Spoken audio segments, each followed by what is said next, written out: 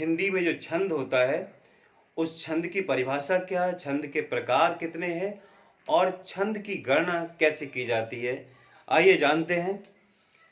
तो छंद सार समझते हैं। छंद का सारांश, छंद छल धातु से बना संस्कृत की और जिसका मतलब होता है खुश करना, और इसको पिंगल भी कहते हैं छंद को, क्योंकि छंद का जिन्होंने छंद का निर्माण किया वो पिंगल ऋषि थे और उन्हीं के नाम पर पिंगल भी कहा जाता है। इसको पिंगल शास्त्र कहते हैं छंद को। सर्वप्रथम छंद का उल्लेख, सर्वप्रथम छंद को समझा गया, जाना गया, वो वहां से मिलता है ऋग्वेद में। सबसे पहले इसका जिक्र मिलता है ऋग्वेद में। छंद में निम्न अंग होते हैं, जैसे चरण होते हैं। हर जब हम दोहा या सोठा जब होते हैं तो उसमें 4 चरण होते हैं, तो लेकिन वो 2 पंक्तियों में लिखे जाते हैं, लेकिन वो 4 चरण होते हैं। वही 4 भागों को 4 चरण कहते हैं और प्रत्येक भाग को एक चरण कहा जाता है। वर्ण और मात्रा, जब कोई पंक्ति होती है इसमें वर्ण की काउंटिंग होती है या मात्रा के अनुसार काउंटिंग होती है उसकी। वर्ण मतलब एक स्वर वाली ध्वनि वर्ण कहलाती है और बाकी जो वर्ण में लगने वाला उच्चारण है उसके में कितना समय लगता है उसे उसकी मात्रा कहते हैं। संख्या क्रम, जो संख्याएं गिनते हैं कि कितनी संख्याएं हैं पंक्ति में, कितना उसका ऐसा क्रम है। गण कहलाता है समूह, मतलब ये वर्णिक छंद में लागू होता है और ये जो समूह होता है वर्णों का उसे गण कहते हैं।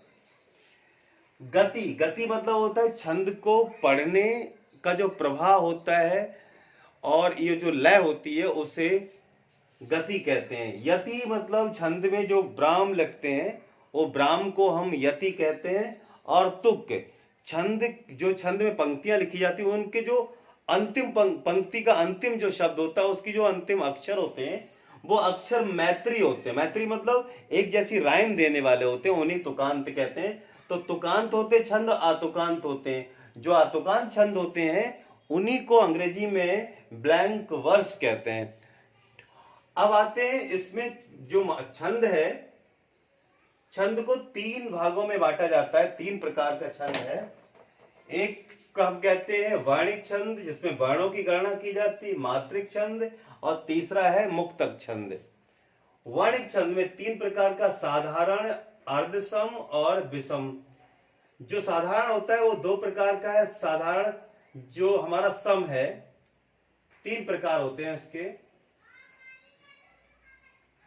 सम, अर्धसम और विषम। तो सम में 2 होते हैं, साधारण और दंडक। साधारण जो 26 वर्ण तक की काउंटिंग साधारण छंदों में आती है और 26 वर्णों से अधिक की जो गिनती है वो दंडक में आती है। उसी प्रकार से मात्रिक छंद भी 3 प्रकार के हैं, सम, अर्धसम और विषम। सम भी, और सम कितने मात्रिक छंद में? सम 2 प्रकार के हैं, साधारण और दंडक।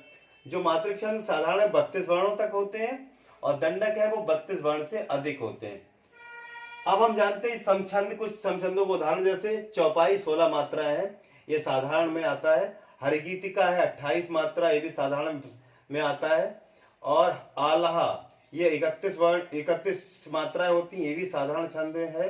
रोला 24 मात्राएं, सरसी 27 मात्राएं और अहीर में 11 मात्राएं होती हैं। तो मात्रिक छंद के सम का साधारण है, साधारण के उदाहरण है ये, क्योंकि इनसे ज्यादा जो 32 वर्ण से अधिक जाएंगे वो दंडक में आएंगे, दंडक जो मात्रिक छंद में। अर्धसम जैसे दोहा है, सोठा है, उल्लाला है, ये अर्धसम मात्रिक छंद है। इसमें विषम और सम होते हैं। अब कुछ होते हैं विषम छंद जिसमें कुंडलिया 2 छंदों से मिलकर बना है, दोहा और रोला से। छप्पा है, ये रोला और उलाला से मिलकर बना है, तो ये 2 विषम छंद है। अब है ये हमारा मुक्तक छंद।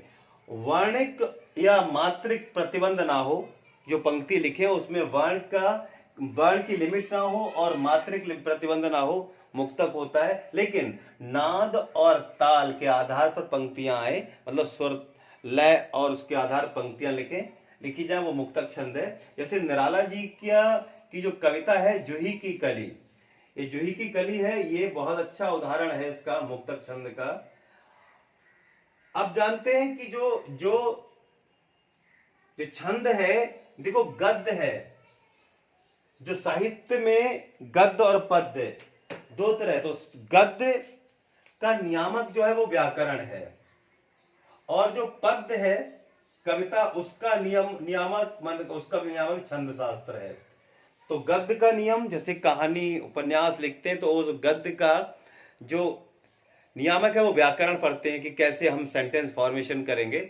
और अगर कविता की पंक्तियों की बात करें, कविता को रचे तो उसके लिए छंद शास्त्र उसका नियामक है, उसका व्याकरण है। अब जानते हैं कि कैसे हम वर्णों और मात्राओं की गणना एक की पंक्ति में करते हैं। तो देखते हैं, जो वर्ण है, वर्ण की गणना करेंगे तो मात्रा को साथ में रखेंगे। तो गिनते हैं वर्ण कितने हैं इस पंक्ति में।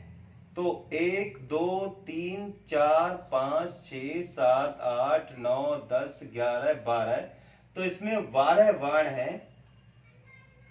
और मात्राएं देखते हैं, जो जिसमें उच्चारण में समय कम लगता है वो ह्रस्व स्वर में तो मात्रा 1 लगती है, जिसमें अधिक समय 2 मात्रा होते हैं, दीर्घ स्वर होता है।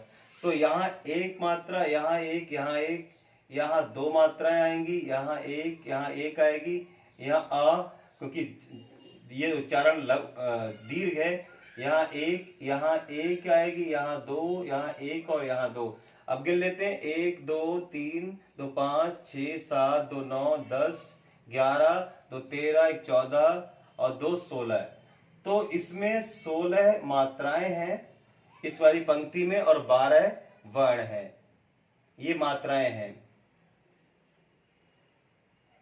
इस प्रकार हम मात्राओं को और वर्णों को गिनतियां कर सकते हैं। गिनतियां कैसे लगाते हैं और कैसे काउंटिंग करते हैं। तो ये था हमारा छंद का संक्षिप्त परिचय और उसके बारे में कुछ महत्वपूर्ण बातें। फिर मिलते हैं। नमस्कार, धन्यवाद।